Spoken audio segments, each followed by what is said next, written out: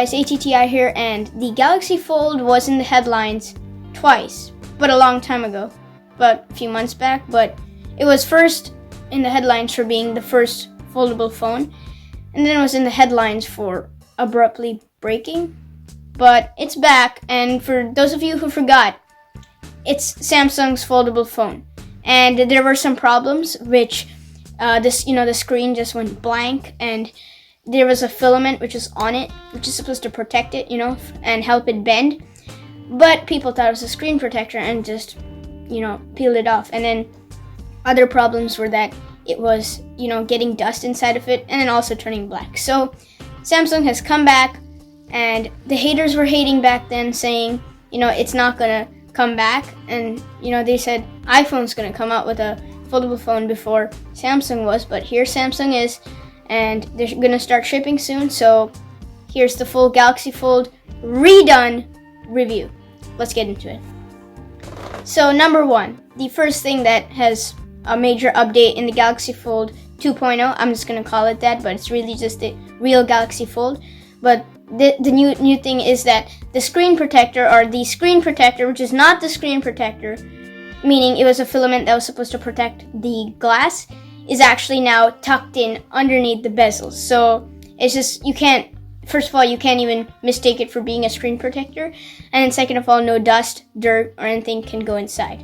So that's the first thing. And then something cooler, which looks cool and also helps with the dust and debris thing, is that they added sort of like L or T caps at the top of and bottom of the phone. And so that furthermore prevents dust and debris from getting into the phone, therefore, spoiling the screen. And there was many cases of that. Now these things that like the T cap or L cap and then the screen protector is the screen, filament that's now under the display, is simple things that Samsung should have added in the first place. It's silly to think that they wouldn't have added, but it's good to know that they did now. Now another thing is that it's a very subtle difference, but they actually have less of a gap once the phone is opened. So now, it doesn't look as ugly, which I first noticed like a long time ago when the Fold's reviews were coming out, earlier. I didn't review the Fold before, but now I am. So, yeah, so that's something I noticed, and yeah, that's good that they reduced it, I guess. And also, from reviews I watched and from what I've seen, I think the hinge is actually more, put together and more strong, which would make for better fidgeting, but still, it's not that big of a difference. Again, this is a very small problem. I mean, it's not even a problem. It's just, they're just trying to refurbish this, since anyways they had to take it back to the factory for, preventing dust and that filament.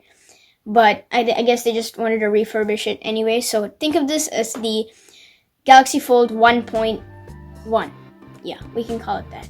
And past all that, it's just basically the amazing Galaxy Fold that had all the hype back up a few months ago, and it still has its amazing features that want us to buy it, but it's $2,000. Other than that, it has 6 cameras, 3 on the back, all really high-end cameras, sort of like the Note 10, not the Note 10 Plus, the Note 10. And we have 1 on the front, which is the smaller boxy screen, and then 2 in the inside, which is the tablet area. So 6 cameras in total. And then the hinge actually has less of a crease inside the screen. At least that's from what I noticed. And it's not directly said by Samsung, but from what I've noticed, I think there's less of a crease in the center. So better visibility, better reading. And other than that, this phone was already good.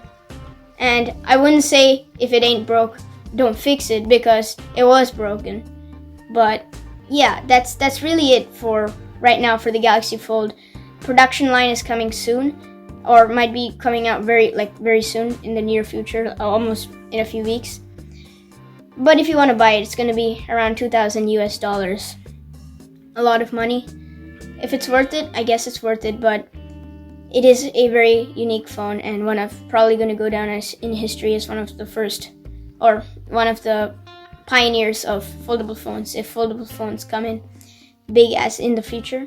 Now I'm glad this didn't end up like the Note 7, such a big thing. It wasn't mass produced yet. Obviously the reviewers not me, but bigger reviewers got this first, and I'm glad it didn't go further than that. And I'm glad Samsung did something better. People say Apple are the pioneers of everything right now, but Apple's approach isn't exactly the best. For example, Apple would have just, told the consumers or the people who used it that it was their fault and they should use it lighter, and then just mass produced it to get more profit, which is not the best approach, and you could get less profit because of all the faultiness. I mean, you are paying $2,000 for this.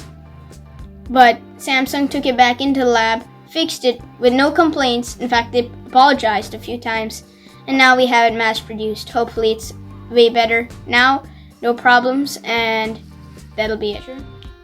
Until then, I've been daily uploading so far. I'm going to stop for a little while unless something big comes, and ATTI Studio 2020 is actually on the way. So we have it down the street. This is I'm going to leave this studio, and we got Tiger right here, and it's random, but yeah, ATTI Studio 2020 coming soon. Until then, ATTI checking out.